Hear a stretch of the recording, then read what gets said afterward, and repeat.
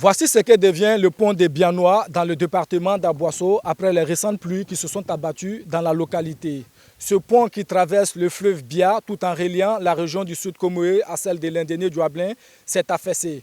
Une situation que vivent difficilement les populations qui ont des difficultés à vaquer à leurs occupations et à évacuer leurs produits agricoles.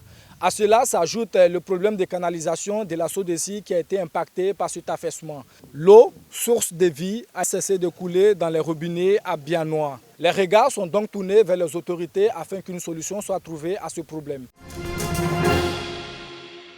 Parcourir près de 2500 km en 102 jours à la rencontre de plus de 10 000 agriculteurs dans 10 régions de la Côte d'Ivoire, c'est l'objectif que vise la Fondation Grenotech à travers sa caravane dénommée Agripreneurs de cœur. C'est au cours d'une conférence de presse à la Fondation Friedrich Naumann que le fondateur de la Grenotech, Daniel William Oulahi, entrepreneur dans le secteur agricole, a donné l'information.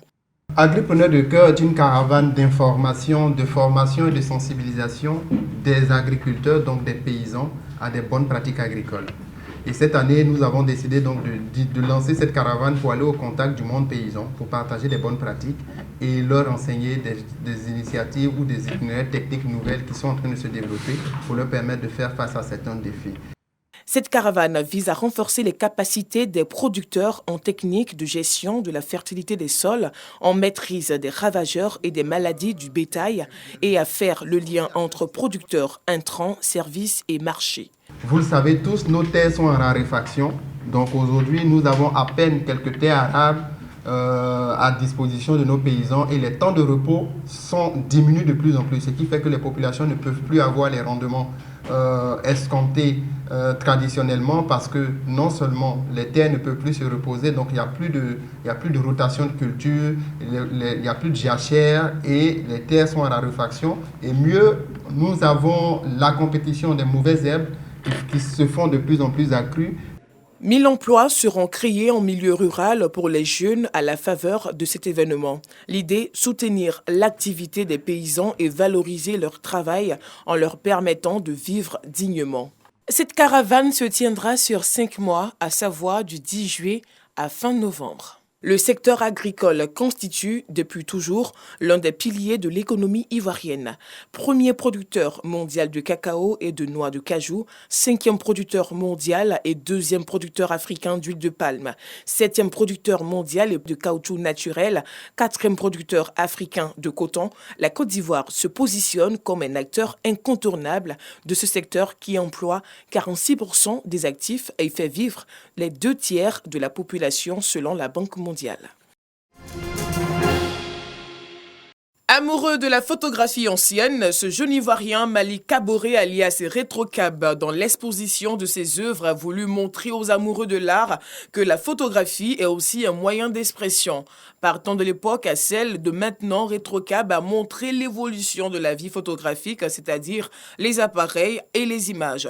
Pour lui, être photographe est une passion. Je prends mon inspiration de tout et n'importe quoi, c'est-à-dire que quand je voyage avec ma mère à l'intérieur du pays ou bien quand je suis en déplacement même à l'extérieur du pays, il y a presque tout ce qui m'entoure m'inspire. Enfin, je me disais que les gens n'allaient pas forcément super bien réagir, surtout que c'est une première exposition et tout, et que ça fait seulement 1 an que je fais de la photographie, donc j'avais un peu de pression, mais comme il y a vraiment des bons retours et tout, ça m'encourage. Les amoureux de l'art et de la photographie ont loué les talents de ce jeune photographe de 21 ans. Ce qu'il produit est assez neuf, il y a de l'originalité. On voit qu'il y a 2 styles assez marqués, celui sur la saturation des couleurs, qui est très intéressant. Et puis j'aime beaucoup les œuvres qui sont de l'ordre du reflet. Il aime beaucoup travailler dans les reflets d'eau, de cours d'eau ou de mares. Et j'avoue que c'est aussi extrêmement intéressant. Nous avons besoin de tout pour construire le monde.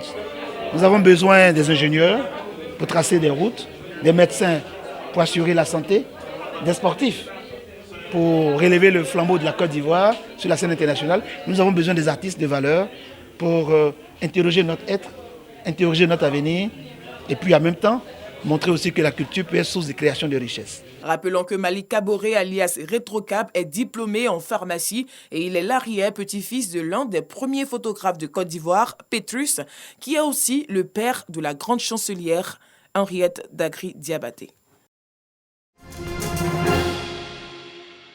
C'est un lot de matériel sportif composé de gants, de sous-gants, de casques, protège-dents, le punching ball, sac de frappe, barre de traction qui vient d'être remis par le boxeur Youssouf Doumbia et son staff au club de boxe ivoirien. C'est un projet qui nous tenait à cœur parce que, comme je dis tous les jours, c'est une jeunesse à aider. Il faut les faire rêver. Aujourd'hui, Youssouf, qui est la cheville ouvrière de ce projet-là, il faut lui dire encore merci parce qu'il a gagné. Il faut qu'il gagne encore toujours pour que ces jeunes de Côte d'Ivoire, dans leur ensemble, on la fasse rêver. Comme je dis tous les jours, au travers de la boxe, Youssouf Doumbia, c'est un projet qu'on va appeler zéro bandit, zéro microbe dans les rues de Côte d'Ivoire. D'un coût d'environ 15 millions de francs CFA, ces équipements viennent ainsi soulager les différents maîtres de salle dans leur travail au quotidien. Ce don leur permettra de renforcer leur capacité à former de futurs champions de cette discipline. Ça fait plaisir à tout le monde de recevoir les équipements. Vraiment, on est très ravis, on est très contents. Bon, ce qui reste maintenant, c'est de souhaiter bonne chance à Youssouf. Dans son allocution, Assemien Kouakou, directeur des affaires administratives et communales, a salué ce geste grandeur nature avec enthousiasme. Il a incité les différents récipiendaires à en faire bon usage. Plusieurs personnalités du sport et de la culture, dont Abdoulaye Traoré, ont apporté leur soutien aux champions de boxe lors de cette cérémonie de don. Avant son prochain combat prévu le mois prochain à Abidjan, Youssouf Doumbia, champion intercontinental de boxe IBA, et son staff ont voulu à travers ce geste rendre un hommage à l'ancien maire d'Abobo, Ahmed Bakayoko, décédé le 10 mars 2021. Avec l'inflation des prix, Chérine ne peut plus s'acheter de protection hygiénique. Elle confectionne ses propres serviettes à partir de couches de bébé ou de bouts de tissu. Le prix des protections menstruelles a augmenté de près de 500%. Depuis le début de la crise économique, celles-là sont à 12 500 livres libanaises. Je ne peux pas les acheter. Je préfère garder l'argent pour ma fille. Et celles-ci, 16 000, je ne peux pas les acheter non plus. Vous avez quelle autre marque ? Celle-là, 19 000. Désolée, je ne peux pas les acheter. Merci. Des dizaines de milliers de Libanaises sont à la recherche de serviettes à prix abordable. Les ONG Days for Girls et Winter Woman Lebanon apprennent à des femmes réfugiées à coudre des serviettes hygiéniques réutilisables à partir de chutes de tissu. Nous avons vécu beaucoup de choses difficiles en Syrie à cause de la guerre. Les conditions étaient vraiment dures.